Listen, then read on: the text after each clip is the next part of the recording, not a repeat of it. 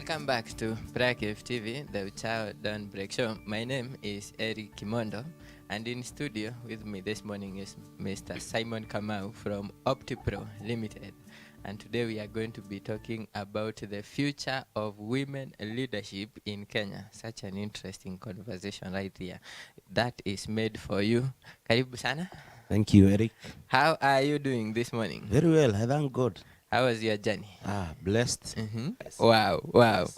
Thank you so much for coming. Thank you. And today we have quite a core topic, and this is the future of women leadership in Kenya. And I know you're going to be touching on critical issues, even of the two-third gender rule, why it has never been accomplished. It's there in the constitution, why we don't see it yet, amongst other very many issues that even women go through in enterprises.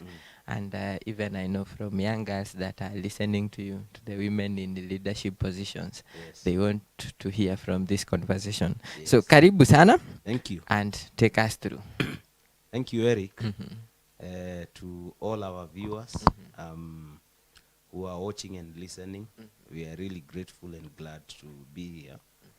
And I think what is really quite interesting is that we are now today speaking to our own source, looking at it from creation.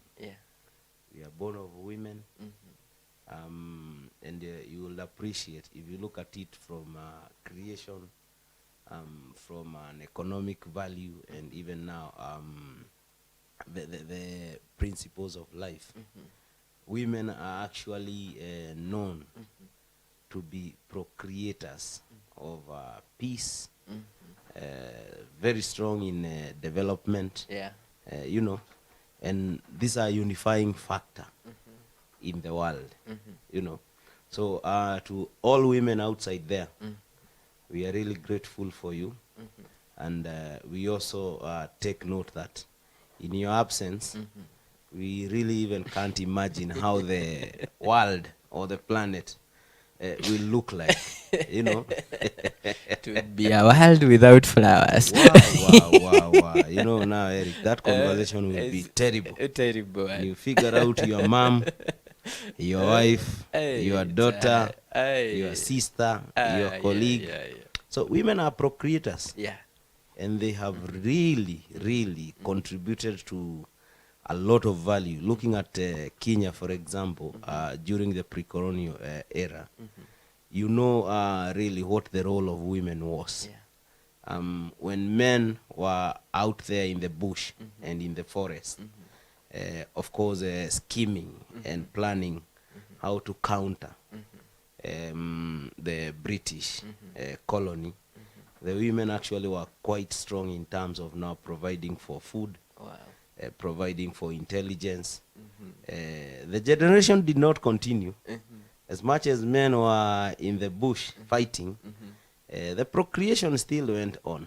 And they took care of great men and women we see out here today during that difficult moment. So when you look at it from that perspective, so we will appreciate the role of a woman has really been quite instrumental, not only to our own liberation, but even at the family unit, looking at they come in and really take care of the family, do a lot of guidance, a lot of mentorship, and a lot of support when you look at it from a family unit. And of course, economically, one thing which we really need to appreciate, as it stands now, the women population is about 54%. In 2021, it was getting to 51. But in 2 years' time, we are seeing it at 54%. What is quite interesting, again, if you look at their contribution to the GDP, women hold close to 50% space within the MSMEs space. That 50% brings in about 20% contribution to our gross domestic products. Okay? And now when you look at it from an employment creation perspective, they are holding about 85% of employment opportunities Oh in the informal space. If today you woke up and go to Gikomba, go to Marikiti, who go to Korogosho, go to any other market, Kirigiti here, who are the people we find there? Women. By 3 a.m., 4 a.m., they are already in there. So sometimes I strongly feel we need to stop the stereotype that when you look at the space of women on the table, we cannot figure out how we quantify what is it that these women have done to us all together. So if you look at it now from a supply chain point of view, it is the same women who are out there in all these markets that we have mapped, and they come in, and now through the logistics within is that they collect goods from Kirigiti, and before you realize, the whole of Machakos is actually supplied with foodstuffs for them to really feed their families, etc., etc. So you imagine now one day, Eric, all women speak in one voice and go decides we are on a go slow, be it in corporates, be it in the family setups, be it in the MSMEs and the informal sectors, be it in leadership and management. What happens to this country? We need to be a bit more practical, and this one goes also, and I will start with myself as a man, and of course I have Eric, who is my colleague here, and that reflects on every other male outside there. We need to sit down and take stocks to quantify how much contributions the women have made to this country up to this point. But surprisingly, as you had mentioned now during this conversation, if you look at it now from inclusivity and diversity, that's the conversation. Up to this point, because when you look at their spaces, they'll come in politics, in leadership, in corporates, in management and advocacy. They're very strong in these areas. If you look at cases of Ombudsman, Kenya National Human Rights, you know, these are we have the feeder, you know, although most of my male category, when they hear feeder, they will always imagine terror and danger. But if you figure out how they came out even to form banks such as Kenya Women, it was purely to come in and claim their space, because the male dominancy through now the patriarch attitude will not really allow them to come in and have a space on the table to complement their male counterparts in what is happening. So of essence will be, if you look at it now, the two that as much as Kenya is really pushing and making a lot of efforts, looking at it now from structural changes in terms of policy and governance, if you were to look at it from that equation, then you'll expect about 65% male, 35% female. The sad story is that even for those farms that are listed publicly, they have not really come in to at least achieve this particular number. The number is only achievable in very few corporates, and these corporates have only come in to demonstrate how women can deliver value. The likes of Coca-Cola, you can see the likes of Kengen, etc., etc. But then, is that enough when you look at the build-up or the number of corporates within this country, and also Kenya being placed in the global map as a role model of the modern day way of living from diversity and inclusion? So the government are up to this point, and one of the conversations which is taking place in the ongoing dialogue is on how the National Assembly will come in and pass that bill of a mandatory two-third gender rule. And as much as it's a conversation which is ongoing, I remember during the previous regime, it was shut down. not once, not twice, not thrice. Yeah. So what is it? What does that mean? What that means, so long as we are not going to work on our policies, and knowing how much the national policies mirror to the corporate world, to the advocacy and management, then we still have some conversations to hold as to how we need really to address this particular gap.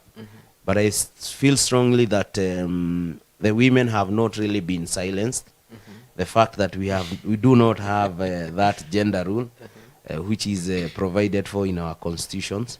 If you compare the 2017 and 2023 in terms of now the politics, you could see the number of women who were voted into office. So our male counterparts are also appreciating that we no longer need to have conflicts with our female counterparts. Instead, we should be complementing each other, you know. And you can see a lot of developments even when it comes now to county governance in terms of management, how issues are coming up, you know, pushing for a lot of force and a lot of inertia to women and even attempting now to show them the door in terms of impeachment. But you can see the Senate again comes back and looks at it from a perspective of practicality and objectivity, you know. So if you look at some of this conversation, the sad story, Eric, is it is more fueled and propelled by the fact that the person who is occupying that seat is a female. Yet when you go back now to our own cultures, traditions and norms, we really don't believe that a woman can occupy a leadership position, more so within certain communities. So that stereotype is really dangerous and quite terrible, because cumulatively you hit negatively to the day-to-day development of these counties. Time is really going, and we have seen some of these counties 1 year down the line, nothing has taken shape. Yet when you look at now the recent performance of the county governments and the National Assembly, surprisingly you could see is a lady who was leading, Gladys Wanga. She topped the list. So what does that tell you? And some of our male counterparts, they are nowhere even closer to being mentioned. They can only feature in being the worst performers, you know. And these are people who have not actually been into too much exposure when it comes to leadership. But as I had rightly said, they are procreators of in terms of development. They come in very fast and unify the environment. It doesn't matter whether it's political, economic, technological, societal, you know. They really come in and pick up very fast. And as we wind up now on that particular tipping point, what we need to appreciate is that if you really want to draw value that is safe, clean and secure, bring women on board. When it comes to decision making, they are really rational and very objective. And they are not really risk averse. They really don't like, you know, they don't tap into so much risk. Yes. Wow. Thank you so much. Thank you, Eric. So what strategies or practices can empower women to succeed in the leadership roles? So I'll pick 3. We can look at it from a tripartite perspective. One of the role models as to why we can positively come in and onboard women into their own space to complement us as a people all together is actually, number one, is the government. So we really need to respect and honor the constitution of the day by passing that bill of 2/3 gender rules, so that at least 1/3 is guaranteed for women. Okay, so that way you will have more representation when it comes now to leadership within the national levels. So but unfortunately now, if that was not to be achieved, what we really don't know is that the more we suppress on women coming in to complement us on the table, we are losing about 4.5% of looking at it now from an economic perspective to the GDP contribution. Because if you go to agriculture, the women are very strong. If you come in and empower them through education, they really come in and discover themselves and get to be self-aware and take a lot of economic positions within the country. And we've discussed the Kirigitis, the Marigitis, etc., etc. You can actually see what this is all about. So what is it that will happen if we have at least 65% of our women in active economic activities? So we have about 4.5% we lose every day. So if you are to now look at it from a standard point of view, annually about 3.5% is actually lost.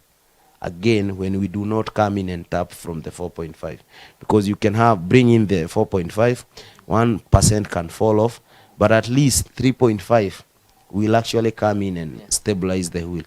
Number two is actually now in corporates. When you look at our country, as much as we have about 17% contribution from the white collar job, how much space have we provided for the women, looking at it from the C-suite and management?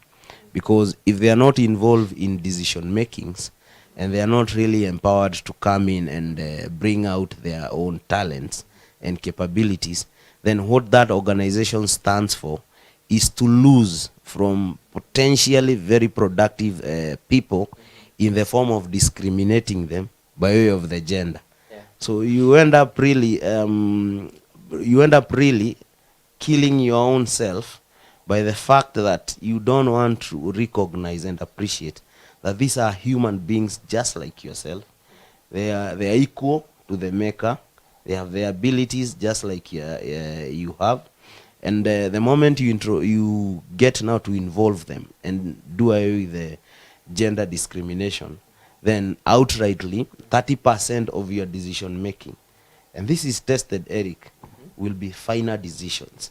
And in organizations, if you can at least make 35% of your decisions error free, and you consistently onboard the 1% improvement every day, then you will imagine what that means towards the end of your financial year. Wow. The conversation becomes interesting. Within now the society, yes, as a country we've come too far. You know what we have gone through, the FGMs. You know, when it comes to girl child education, again, there was a lot of compromise as to whether we should educate a girl or a boy. You know, early marriages, you know. Again, when you look at the space of a woman in a society, they are always perceived as inferior. But then, if we have entrusted our women to take care of the whole family unit, you know, if indeed we can see globally people, the likes of the Merkel of Germany, the chancellor who was in Germany, and how much impact they brought to the world. If you look at the number 2 in the US, again, same conversation. If you look at our neighbor here, Tanzania, look at what actually has happened. So we really are not appreciating and are not accepting the fact that we do not necessarily need now to come in and limit or provide a lot of caveats, a lot of barriers to the space that our women should occupy. We are not blind to the fact that as much as we are Africans and we are Kenyans, we have also integrated, and the world has actually undergone through globalization, which has consistently evolved how we do things from our own culture, our own through technology. So really, we also need to come in and shape our own self with the modern day world. You know, as opposed to being tied by those cultural norms and syndromes of looking at them as inferior beings. So that stereotype at society level is really also very strong, in that if we did not see majority of our electorate from a society perspective, trusting and believing in our female colleagues, then you would imagine what that would have meant. Yeah. But I'm really appreciative of the fact that the society has equally come up to realize, whether it is passed or not, through our own vote, we can come in and have the women take over these seats. So those three areas, looking at it from government, from corporates, and also the society, we need to really come in and reshape and carry out a lot of structural changes from an ideology perspective to really appreciate how we can consistently onboard women, not to compete, but to complement and to collaborate. Yeah. And the reality is, Eric, whether we do it or not, and we have noted the population is actually surpassing that of us, they will still occupy those seats. So why don't we create the peace and harmony and just promote them and also bring out the trust and confidence that we have, just like the way we have entrusted them to hold and drive the family unit. Wow. Yes. Why is the inclusivity and diversity important? Discrimination can be really very destructive. And anything destructive is a killer of a dream. It is really interesting, Eric, to appreciate that you will outrightly observe and pick somebody who has high potential. Okay? And the high potential can be from a different perspective. If you look at the corporate world of today, the best software engineers, as we speak, are actually women. Wow. And this has been demonstrated by even our leading technology giants and companies all together within now the telecommunication. So, and they are not only developing softwares, they have equally come in now to take very active roles within the engineering space. A space that has really been felt to be only male dominance. I know when you move around, you come across ladies who are on top of poles. They're either for doing a fiber connectivity. They're also checking on a power line, you know. So when you look at it now from that perspective, when you discriminate by the fact that they are of this gender, of female, then honestly, we are really not tapping into their own potential and capabilities to come in and add value and make the world altogether better. So the inclusivity is when you come and appreciate that we have male and female within any given ecosystem, be it a society, be it corporate, be it a government. Why don't we give equal opportunities to either male and female?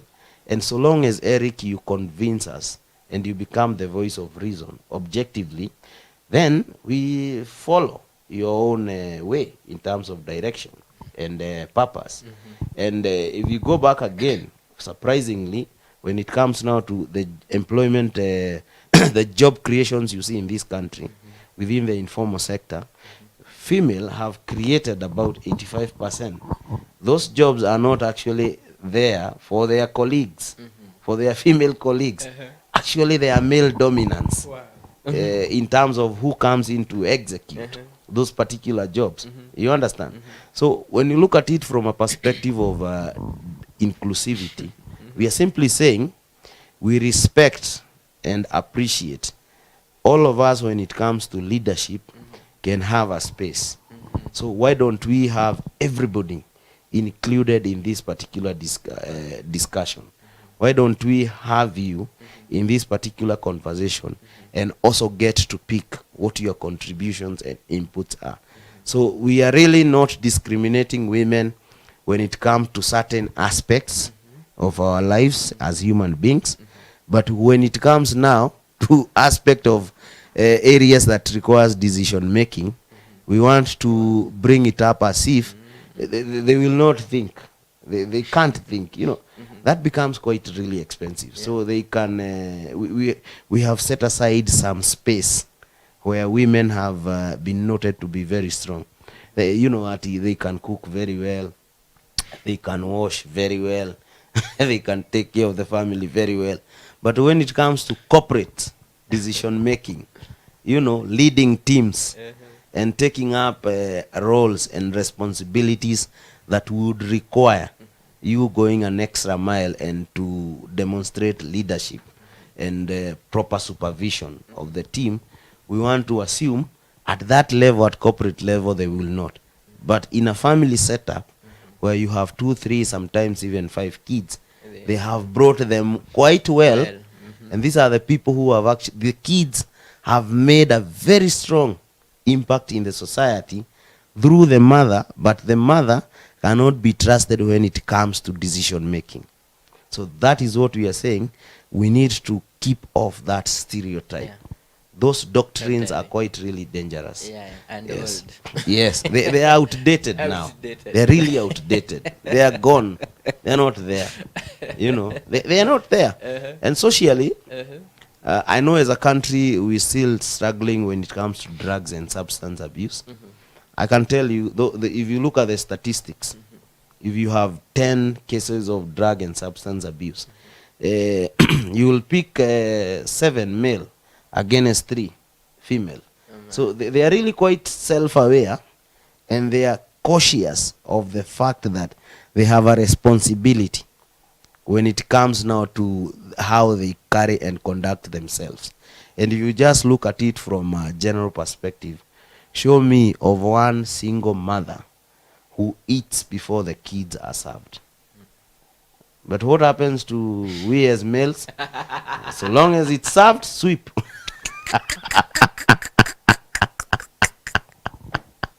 So do you think if you give them opportunities to come in and occupy corporate positions, they will come and forget that they have a company goal and objective to pursue at the expense of their self-interest? It's the same application, Eric. Yes. Men eat before children. No, it's not a big deal. It's not a big deal, my good friend Eric.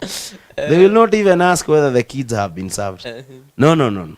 You swallow, then once you are done, after you really rested and relaxed, you're now making follow-ups. How have the kids been, you know? Have they been served, you know? Are they well? But the women will be restless when they don't know how their kids have been. Whether they're in the office, they'll keep making phone calls to our house assistants. How are the kids doing? Have they eaten? Are they okay? Can I talk to them? Male, how many phone calls do we raise to follow up on how the kids are doing? More so during this time that the schools are on break.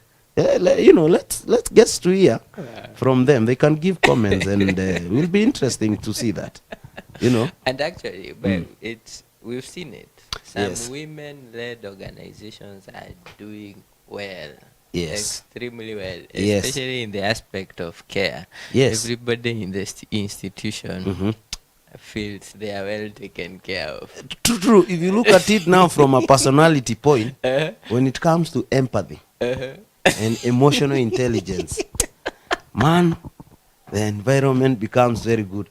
And thanks, Eric, for bringing that up. They are top-notch. Top-notch. If you're in a women-led enterprise, as you have rightly put it, and you walk in a manner that does not reflect of you, I'll tell you, they will have a conversation with you. And they will actually follow up on you, on what exactly is it that is going on. Because they believe when you're not complete as a human being, when now it comes to your productivity, it's going to be low. It is going to be low. And they really don't want to stand poor performance, because they are determined and they are very dedicated when it comes to the job. So that's a very strong point, Eric. Emotional intelligence and empathy. When all-time high. All-time high. You know, all-time high. If you look at us as Africans, when we are believed and we've lost either friends or even neighbors or people we know, look at the people who come in and swing into action. they'll just not even want to care whether I know this person or I don't. But so long as there are people who are really going through a loss or a grief, these are people who will swing into action very fast. And even sometimes when you're walking within the streets of Nairobi or anywhere, when you happen to see something like that is not really very common, that has befallen or happened to a human being, women will move into action very fast. Men will start overthinking. They'll just want to overthink. Even if you lost someone and how they lived before the society was not really upright, what women does, they appreciate that this is a son of a woman or a daughter of a woman. They deserve to be treated the way they should. The rest you leave it to God. Men, we now want to pull out a scorecard. At Simon, the reason why he went, he was a notorious person. We give thanks to God he has gone. That's how men operate. Women, they grieve, they really encourage, they feel they are really much affected, and that is what brings the families which have been affected back to normalcy in terms of their thinking, and how they fall back into life.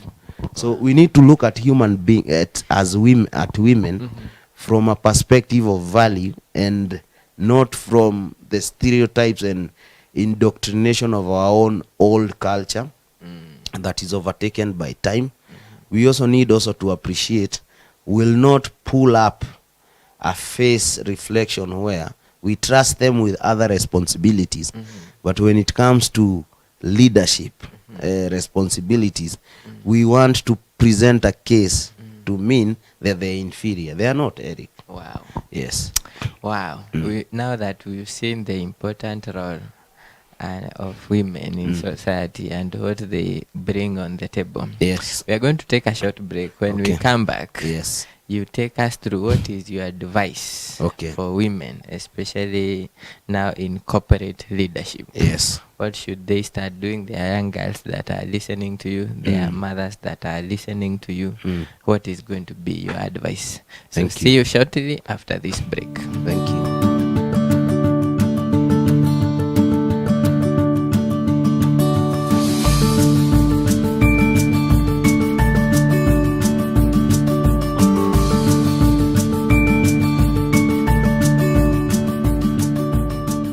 Welcome back to PrayerCaveTV, the Child on Break show, in the topic of power. This is a hot one. What is your advice and guidance to women aspiring to be leaders? Thank you, Eric. So, if you look at Kenya, there is really a lot of positive development when it comes to onboarding women into positions of influence and power all together. So recently, for the last decade or so, there has really been a lot of advocacy on the girl-child empowerment, and the empowerment is coming in mainstreamed highly through the education. So when it comes now to access of education and their basic needs, that space is actually being filled up. And you'll appreciate when you look at the role, for example, of a women rep in each and every county, the 47 of them, they have a responsibility to drive and promote girl-child empowerment. From perspective of education, their requirements and needs minimally to provide them with a peaceful environment that will make them settle and pursue their education and life goals seamlessly. So, so that notwithstanding, as much as that platform has been provided for, it's good to appreciate all together that as much as these opportunities are there, they just they just don't come. You really have to go for it. You really have to go for it. So when you look at it from a perspective of the female wing mechanizing their way into position of influence, to cause an impact, because at the end of the day, irrespective of how much power and influence you carry, the only way we'll get to note and live to tell that indeed ABCD person has really done quite well is by the impact that you bring on board. Looking at it now from the society perspective, the economic perspective, and even when it comes now to policies within the governance of a country. So there is need now for our sisters to get to appreciate that yes, those opportunities are here with us. They will not present themselves. We really have to go for them. Yeah. And it's the 2022 election is a demonstration that women had to go for their own slots within now the national politics. Yeah. When you look at the corporates, the people who really have had an impact, they have come from a journey. Yeah. They are women who started off as secretaries, and they have risen all through to the top. And they are not actually occupying top positions of a local brand. These are international brands which have really continued to impact on people's lives through employment. They have also run a lot of initiatives through corporate social responsibility. And all together we can come in and see it that indeed if we look at a leader in company A who is a female, the impact that we have seen is that ever since they took over that particular role or position, the organization they work with have consistently been on a growth trajectory. So there will be a lot of expectations from your end. However, it's not everybody who will come in and fit into that corporate position. It's not everybody who will come and fit in that political position. We equally have our own spaces within now what drives our gross domestic product as an economy. And this is what we call now the informal occupations, which are emanating from agriculture, manufacturing, processing and value addition. So if you come in and figure out that you need to occupy your position within the informal sector, and you want to impact and bring about value, it's important also you get to appreciate that it is important and of value to plan. So many people, Eric, have good ideas. So many women have very good ideas. And I said when you look at it from MSMEs, you can see how much space they have occupied.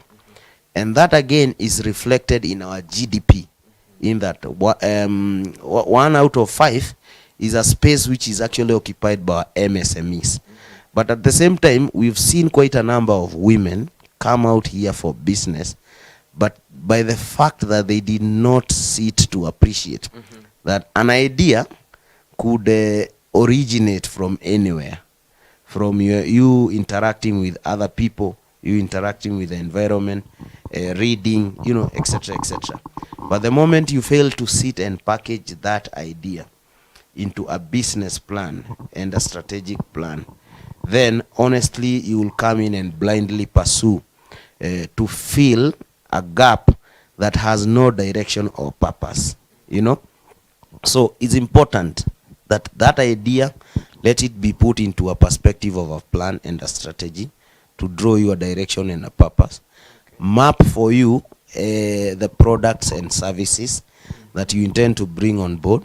Those products and services, they should actually come in and address a problem. Every other product or services that Eric does not come in to address a problem statement in the form of a solution, then there is trouble. There's a problem in there, And when you map from your idea to a plan to a product and service, certainly the market will be there. And what the market is looking for is on how much solutions are you providing to our own problems. So my experience so far is that as much as we have a lot of opportunities even through now policy, looking at it now from a global perspective, one of the policies which have been introduced by this such like IFCs, international finance corporations, if they have to come in and partner with you and invest, then there is a condition that up to 1/3 of all your products or services, from a perspective of outsourcing or subcontracting, you really have to spare that for women. So policies are already coming in, and that's exactly what is apparently going on. And these policies have not only come from the global the global partners that we have as a country. When you look at our parastatals and even the government, there is a requirement that 1/3 of all opportunities should go to women. Of course, they came in and brought in youth and people with disabilities. But then when these opportunities now come along your way, my advice to you, kindly, with all humility, do not operate blindly. The fact that you seems to have hit your luck without necessarily toiling, and by the virtue of the fact that there is a lot of external forces demanding that you must be accommodated. So as you get accommodated through the external forces, please accommodate yourself also, looking at it from a perspective of structuring that business or enterprise, and running it in a manner that is befitting its own continuity and celebration of their first birthday. Yes. On point. Let's do a future outlook. Yes. As well as also you give us the final comments. We have 3 minutes. Okay. So the future outlook is that, yes, there is immense and massive opportunities that are coming up every day for our women. The balancing act is on whether you sustain that particular opportunity once it lands on you, the fact that it is not going to be there permanently. It does not mean that the fact that you went to school and you have acquired all the biggest and best papers in the world, that we do not again forget that our main contributor to the economy is through the informal sector, one of it being agriculture, you know. So and of course now my parting shot is we need also as women to balance. We need to appreciate we have families, we have work, we have the society, we have that balance has to be in there. Otherwise, if we don't again come in and strike a balance, there is going to be havoc, because you are likely to wreck one angle to the disadvantage of the other. So we need not to forget ourselves that as much as there is a lot of opportunities and we are being onboarded on the table to complement each other, how best can we create a balance in our work and life? Yes. The bishop calls ladies, our ladies, he calls them the voice of balance. Yes, thank you. A quick one. And this is there has been concerns that the girl child had been so empowered that the boy child has now been neglected. What are your comments? The reality is it is true that the whole world seemed to have taken a position, and that position in my honest observations turned out to be not favorable to the boy child. So the space that the boy child had occupied really was dethroned for the girl child. But the reality is, you go back to creation. God created man as the head, Eric. We are not changing that. If you change it, that's God's design. If you want to change it, you be ready for consequences. So as we strike in to empower, let us not also forget that the way of human thinking And they can do well, all of them. Both of them. It's not about now a competition. You know, we came in to convert that conversation into a competition. Yeah, good. Unhealthy competition. Yeah. A boy and a girl can collaborate. Yeah. Actually, that's it now. Yes. That's the formula. They can complement each other. So apparently, if you look at what is going on now, see, they are going through the initiation. For those who have sat for their KCP, and grade 6. But the initiation is happening to both, the boy and the girl.